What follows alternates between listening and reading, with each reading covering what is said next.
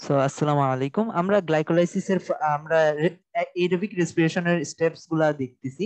Glycolysis আমরা দেখছিলাম কিভাবে গ্লুকোজ থেকে গ্লুকোজ 6 ফসফেট এভাবে ফুল প্রসেসটায় যাওয়ার পরে আমরা দেখছিলাম কিভাবে এখানের মধ্যে এটিপি 4টা হয়, আর 4টা এটিপি তৈরি হয়, 2টা খরচ হয়ে যায়, 2টা NADH2 তৈরি হয়। এভাবে আমরা এখানে কি রকম পাইছিলাম, আমরা জানি এখানে 2টা NADH2 তৈরি হয়, আর 2টা NADH2 তৈরি হয়, আর 2টা এটিপি তৈরি হয়। এরপর আমরা দেখি কি এসিটাইল কোয়ে ফর্ম হয়, এসিটাইল কোয়ে ফর্ম করে এখানের মধ্যে আমরা দেখতে পাই কি 2টা NADH2 তৈরি হয়। যেহেতু পাইরুভিক অ্যাসিড আমাদের 2টা ছিল, একটার থেকে একটা NADH2, তাহলে 2টা থেকে 2টা NADH2। এই প্রত্যেকটা এসিটাইল কোয়ে আমাদের এই মাইটোকন্ড্রিয়ার ভিতরে এই ক্রেবস সাইকেলটাতে ঢুকে। এই ক্রেবস সাইকেলের মধ্যে সাইট্রিক অ্যাসিড, আইসোসিন, সাইট্রিক অ্যাসিড, কিটোগ্লুটারেট, ওগুলো মুখস্থ করাটা খুব একটা ইম্পর্টেন্ট না, কিন্তু আমাদের মনে রাখা লাগবে এখানে প্রত্যেকটা এসিটাইল কোয়ে ঢোকার পরে ফাইনালি এরকম 3টা NADH2, একটা FADH2, একটা GTP তে কনভার্ট হয়। তাহলে 2টা এসিটাইল কোয়ে মিলে আমরা দেখতে পাই এইগুলাকে ভাঙলে আমরা 12টা এটিপি পাই। তাহলে 2টা এসিটাইল কোয়ে ছিল আমাদের, 2টাকে ভাঙলে আমরা 24 এটিপি পাই। আচ্ছা, এই যে NADH2 থেকে আমরা এটিপি পাচ্ছি, FADH2 থেকে আমরা এটিপি পাচ্ছি, এই স্টেপ গুলো হয় সাধারণত হচ্ছে electron transport chain. Electron transport সিস্টেমটা কোথায় থাকে? মাইটোকন্ড্রিয়ার যে ইনার মেমব্রেন ক্রিস্টি, এখানে কতগুলো এরকম অক্সিজোম বলতাম আমরা, এরকম ইলেকট্রন ট্রান্সপোর্ট চেইন থাকে। এই ইলেকট্রন ট্রান্সপোর্ট চেইন গুলাতে আমরা যদি এটাকে বড় করে দেখি, ইলেকট্রন ট্রান্সপোর্ট চেইন গুলাকে আমরা ধরি এটা মাইটোকন্ড্রিয়ার একটা ভাঁজ। এই ভাঁজগুলোর মধ্যে ইলেকট্রন ট্রান্সপোর্ট চেইন গুলো থাকে এরকম বসানো থাকে। আমরা এখানের মধ্যে বলতে পারি NADH2 ঢুকে এবং সাথে সাথে এটিপি বের হয়, এভাবে একটা আমরা আমরা চিন্তা করতে পারি।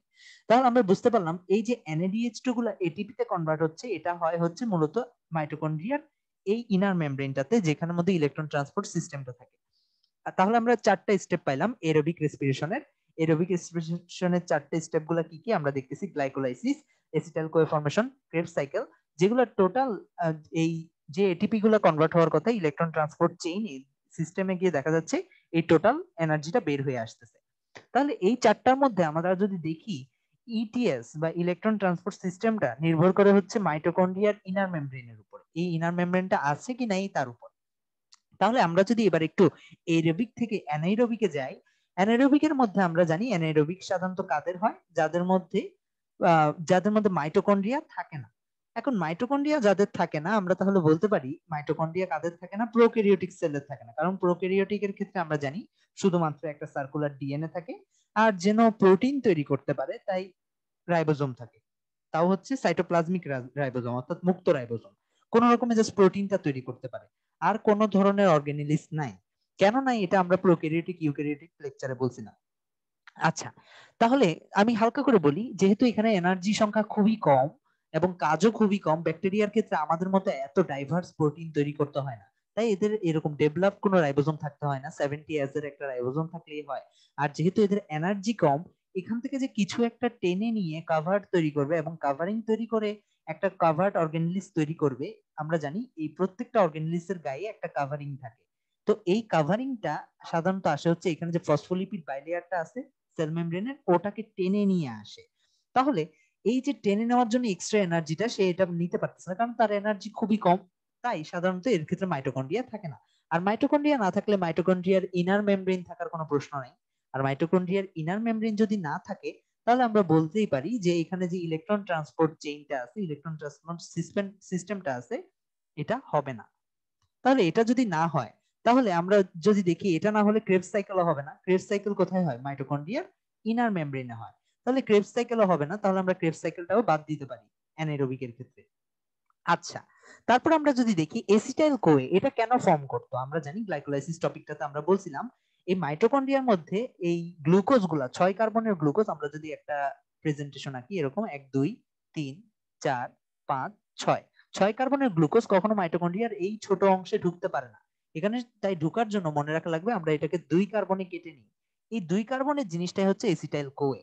তাহলে মাইটোকন্ড্রিয়ায় ঢুকার জন্যই মূলত এসিটাইল কোয়েটা ফর্ম করা আমাদের দরকার ছিল, কিন্তু এখন তো মাইটোকন্ড্রিয়া নেই, কার ভিতরে ঢুকবে? তাহলে এসিটাইল কোয়ে ফর্মেশনও বাদ। তাহলে গ্লাইকোলাইসিস আমরা যদি দেখি, গ্লাইকোলাইসিস সাধারণত হতো সাইটোপ্লাজমে। আমরা যদি একটা ইউক্যারিওটিক সেল দেখি, ইউক্যারিওটিক সেলের মধ্যে আমরা দেখতে পাই যদি প্লাস্টিড থেকে গ্লুকোজটা বের হয়ে আসে, মাইটোকন্ড্রিয়া এসিটাইল কোয়েটে ঢোকার জন্য গ্লাইকোলাইসিসের মাধ্যমে এটাকে প্রথমে 3 কার্বনে ভেঙে ফেলা হয়, তারপর এটা 2 কার্বন হয়ে এখানে ঢুকে। তাহলে গ্লাইকোলাইসিসটা হয় সাইটোপ্লাজমে, যেহেতু সাইটোপ্লাজম অ্যানাএরোবিকের ক্ষেত্রেও থাকে, গ্লাইকোলাইসিসটা থাকবে। তাহলে আমরা দেখতেছি এখানে কিন্তু 8 এটিপি হওয়ার কথা, কিন্তু আমরা যদি দেখি গ্লাইকোলাইসিসের লাস্ট প্রোডাক্ট যেটা এই যে পাইরুভিক অ্যাসিড, পাইরুভিক অ্যাসিডটা সাধারণত এখানের সঙ্গে হাইড্রোজেন যুক্ত হয়, হাইড্রোজেন যোগ করে ল্যাকটিক অ্যাসিডে কনভার্ট হয়। আমরা যদি একটু দেখি এদের সংকেতটা দেখি তাহলে আমাদের আরেকটু ক্লিয়ার হবে। তাহলে আমরা যেটা দেখতে পাচ্ছি পাইরুভিক অ্যাসিডের স্ট্রাকচারটার সঙ্গে ল্যাকটিক অ্যাসিডে কি যোগ হয়েছে, শুধুমাত্র 2টা এইচ যুক্ত হয়েছে। তাহলে এই 2টা এইচ কোথা থেকে আসবে? এই 2টা এইচ সাধারণত আসে একটা NADH2 কে ভাঙার মাধ্যমে। আমরা যদি একটা NADH2 কে ভাঙি তাহলে আমরা দেখতে পাচ্ছি এই 2টা এইচ ল্যাকটিক অ্যাসিডের সঙ্গে পাইরুভিক অ্যাসিডের সঙ্গে যুক্ত হয়ে এখানে যুক্ত হয়ে ফাইনালি এটাকে ল্যাকটিক অ্যাসিডে কনভার্ট করছে। তাহলে প্রতিবার পাইরুভিক অ্যাসিড থেকে কনভার্ট হওয়ার জন্য এখানে একটা করে NADH2 ভাঙতে হবে। তাহলে এই NADH2টা কিভাবে ভাঙবে? আমরা যদি দেখি আমাদের যে গ্লাইকোলাইসিসের ক্ষেত্রে আমাদের 2টা NADH2 আছে। তাহলে এই 2টা NADH2 যে 2টা পাইরুভিক অ্যাসিড আছে, ওই 2টা পাইরুভিক অ্যাসিডকে ল্যাকটিক অ্যাসিডে কনভার্ট করবে। কখন? যখন এই পাইরুভিক অ্যাসিডগুলা পরবর্তী স্টেজে যেতে পারবে না এসিটাইল কোয়ে। কখন যেতে পারবে না? প্রোক্যারিওটিকের ক্ষেত্রে অ্যানাইরোবিক রেসপিরেশনের সময়। কারণ কি?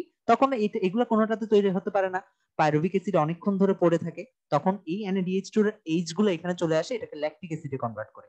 এটাকে বলা হয় অ্যানাইরোবিক রেসপিরেশন। তাহলে আমরা যদি দেখি অ্যানাইরোবিক রেসপিরেশনে কোনো কিছুই হচ্ছে না, এখানের মধ্যে কোনো কিছুই হচ্ছে না, ইভেন গ্লাইকোলাইসিসের মধ্যে 2টা NADH2 ইউজ হয়ে যাচ্ছে, এই 2টা NADH2 ইউজ হয়ে যাচ্ছে। তাই ফাইনালি আমরা যদি দেখতে পাই এখানে শুধুমাত্র 2টা এটিপি তৈরি হয়। এজন্য অ্যানাইরোবিক রেসপিরেশনের মধ্যে আমরা নেট এনার্জি পাই শুধুমাত্র 2 এটিপি, এবং এই 2 এটিপি দিয়ে প্রোক্যারিওটিক সেল যেগুলো আছে এগুলো বেঁচে যায়, এরা বেঁচে থাকতে পারে। ইভেন আমাদের বডিও বেঁচে থাকতে পারে, আমাদের হাত পা এগুলাও যখন দেখা যায় হচ্ছে অক্সিজেনের অভাব, এরা হচ্ছে ল্যাকটিক অ্যাসিড ফর্ম করে। যেমন আমরা যদি চিন্তা করি, আমরা যখন দৌড়াই, খুব জোরে সোরে দৌড়াই, তখন দেখি যে একটা সময় আমাদের পাটা, সোর মাসেল বলি আমরা, পাটা ব্যথা করে। ব্যথা করে কেন? কারণ হচ্ছে এটা অক্সিজেনের অভাব সৃষ্টি হয় এবং সেখানে ল্যাকটিক অ্যাসিড ফর্ম হয় অনেকক্ষণ দৌড়ানোর ফলে। ল্যাকটিক অ্যাসিড গুলোর কারণে ব্যথা করে। এই ল্যাকটিক অ্যাসিডটা আমাদের ব্রেইন তৈরি করতে পারে না, আমাদের ব্রেইন কখনো ল্যাকটিক অ্যাসিড তৈরি করতে পারে না, অর্থাৎ অ্যানারোবিক রেসপিরেশন আমাদের ব্রেইনে হয় না। আমাদের ব্রেইনে হয় না, এজন্য যখন কারো গলা চিপে ধরা হয় তার হাত কিন্তু মারা যায় না। আমাদের দেখা যায় গলা চিপে ধরলে আমরা আমাদের সেন্স হারাই, কারণ কি? আমাদের ব্রেইন কাজ করতে পারে না, কিন্তু হাত পা নাড়াচাড়া কিন্তু ঠিকই চলতে থাকে। ঠিক আছে, মানে গলা চিপে ধরা হয়েছে, আমরা হাত পা নাড়াতে থাকি যেন গলাটা থেকে মানে ছাড়াতে পারি, কিন্তু দেখা যায় কিছুক্ষণ পরে আমরা অজ্ঞান হয়ে যাই, কারণ কি? ব্রেইনটা আর নড়াচড়া করতে পারে না হাত পায়ের মতো। তাহলে আমরা বুঝতে পারলাম অক্সিজেন না আসলেও হাত পা চলতে পারলেও ব্রেইন চলতে পারে না। তাহলে অ্যানারোবিক রেসপিরেশনের যে 2 এটিপি, এটা ইউজ করে আমাদের হাত পা নড়তে পারে, কিন্তু আমাদের ব্রেইন এটা যেহেতু তৈরি করতে পারে না, 2 এটিপিটাও থাকে না, এজন্য কোনো কারণে যদি অক্সিজেনের অভাব হয় প্রথমে আমাদের ব্রেইন ড্যামেজ হয়। তাহলে আমরা বুঝতে পারলাম কেন অ্যানারোবিক রেসপিরেশনে শুধুমাত্র 2 এটিপি, অন্যদিকে আমরা বুঝতে পারলাম এরোবিক রেসপিরেশনে কেন 38 এটিপি।